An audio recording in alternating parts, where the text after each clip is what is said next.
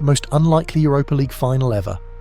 The 2024-25 football season has been a rollercoaster for two of England's most storied clubs, Tottenham Hotspur and Manchester United. Domestically, both teams have been diabolical, now languishing in the lower half of the Premier League table. However, their European campaigns have painted a contrasting picture, offering fans a beacon of hope and a lifeline for both clubs' current managers in what will otherwise be a resounding failure of a season. In the 2024-25 season, Tottenham Hotspur and Manchester United have faced each other 3 times, with Tottenham emerging victorious in all encounters. Their first meeting occurred in September 2024 at Old Trafford, where Tottenham secured a commanding 3-0 victory. Goals from Brennan Johnson, Dejan Kulusevski and Dominic Solanke sealed the win, while Manchester United's captain Bruno Fernandes received a red card, compounding the team's difficulties. The second clash took place on February 16, 2025 at the Tottenham Hotspur Stadium. James Maddison scored the only goal in the 13th minute, leading Spurs to a 1-0 win. Despite Manchester United creating several opportunities, they failed to convert, with Alejandro Garnacho missing key chances. Additionally, the teams met in the EFL Cup quarter-finals, where Tottenham triumphed 4-3, eliminating United from the competition. These results underscore Tottenham's dominance over Manchester United this season. However, with Man United's history in Europe and that subsequent belief sets the stage for a highly anticipated Europa League final, heightened by the anticipation of key players from both sides returning from injury for the big game. Tottenham Hotspur captain Heung-min Son's potential return for the final could be pivotal for the team's aspirations. Son has been sidelined since early April due to a foot injury, missing crucial matches, including the semi-final first leg against Bodo Glimt. Manager Ange Postecoglou expressed hope for Son's return, noting that he has resumed individual training and is improving daily. Son's leadership and attacking prowess have been instrumental in Spurs' European campaign. The South Korean's presence in the final could provide the necessary boost to secure Tottenham's first major trophy since 2008 and a coveted spot in next season's Champions League.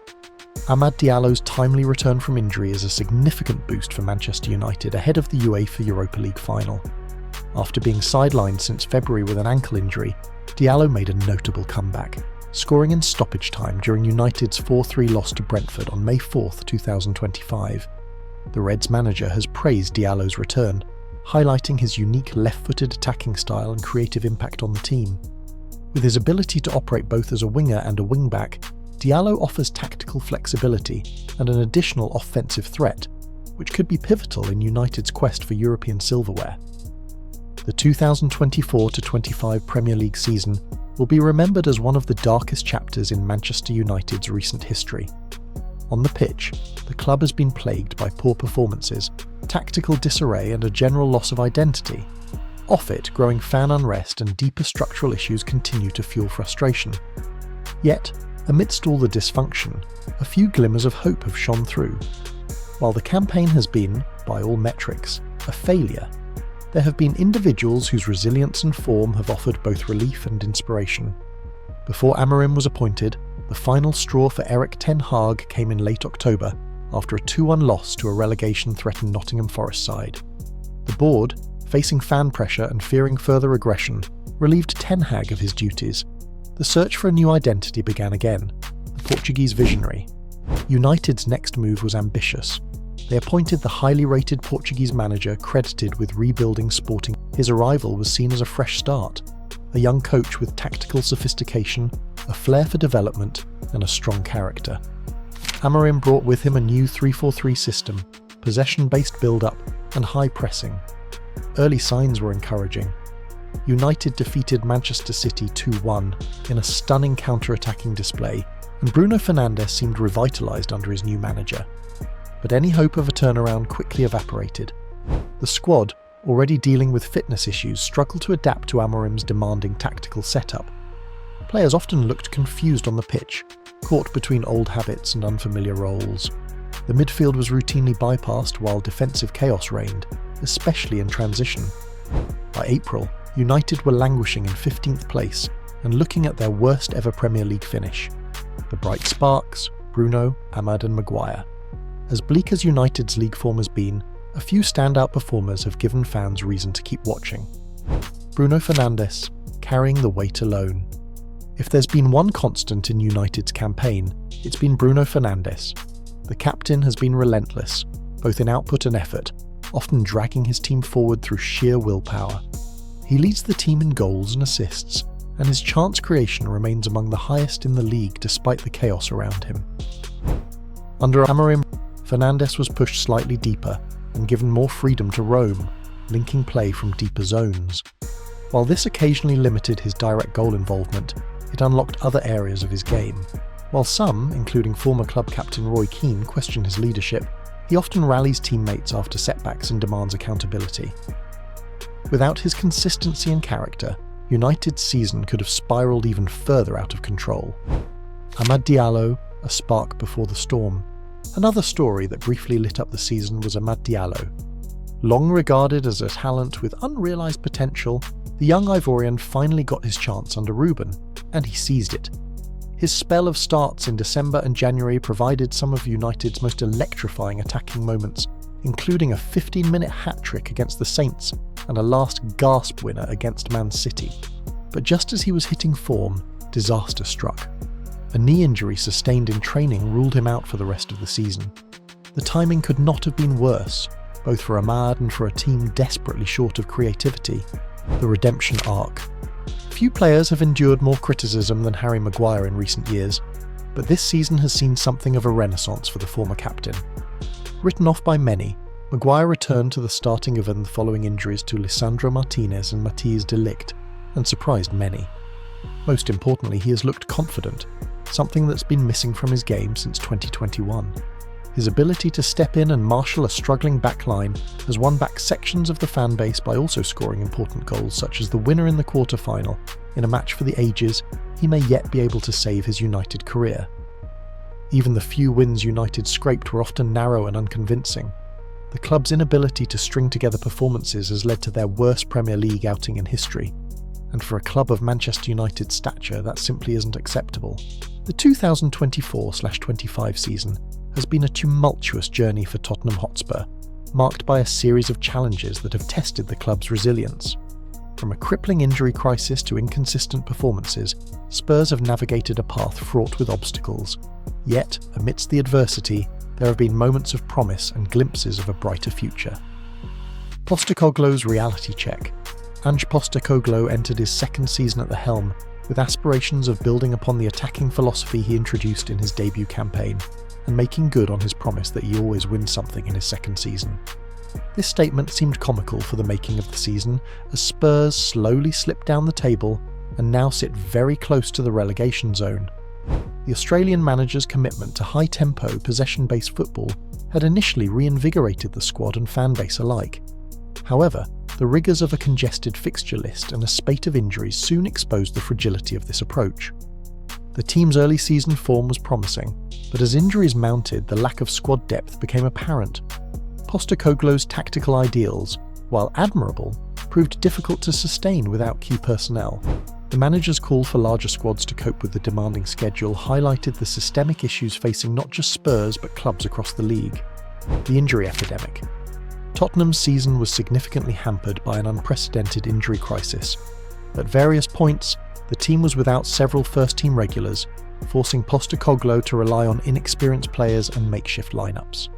The central defensive partnership of Christian Romero and Mickey van de Ven, so crucial to Spurs' solidity, was disrupted by recurring injuries. Van de Ven, who had been a standout performer, suffered multiple setbacks, while Romero's absence further destabilised the backline. The creative hub of the team, James Maddison, was sidelined with a knee injury, depriving Spurs of their primary playmaker. Lucas Bergwall, a promising young midfielder, also suffered an ankle ligament injury, ruling him out for the remainder of the season. In attack, the likes of Richarlison and Dominic Solanke faced their own injury battles, limiting Spurs' options up front. First-choice goalkeeper Vicario was out since the end of November, adding to the team's defensive vulnerabilities.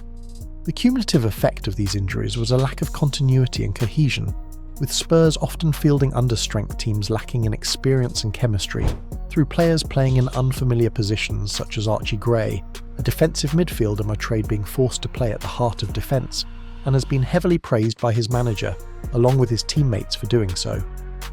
Amidst the season's challenges, several players emerged as positive contributors, offering hope for the future. Brennan Johnson. The forward became the team's top scorer in the league and has over 20 goals contributions across all competitions. His pace and directness have added a new dimension to Spurs' attack. Archie Gray. The young midfielder displayed maturity beyond his years, stepping up during the injury crisis and earning praise for his performances. Lucas Bergvall. Before his recent injury, Bergvall showed glimpses of his potential, suggesting he could become a key figure in Spurs' midfield in the coming seasons.